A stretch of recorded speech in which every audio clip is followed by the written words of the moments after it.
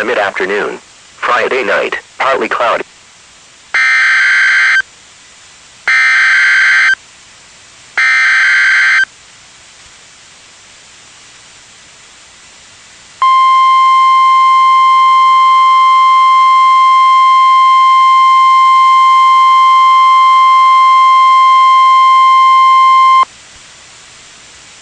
The National Weather Service in Detroit, Pontiac has issued a tornado warning for southeastern Livingston County, northern Washtenaw County, until 6 p.m.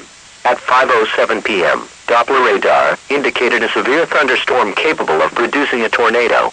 This dangerous storm was located near Pinckney and moving east at 15 miles per hour.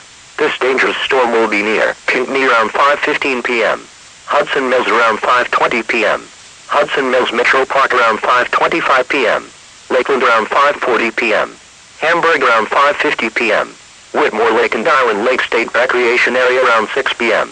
The warning includes areas surrounding these locations: Whitmore Lake, Pinckney, Hamburg,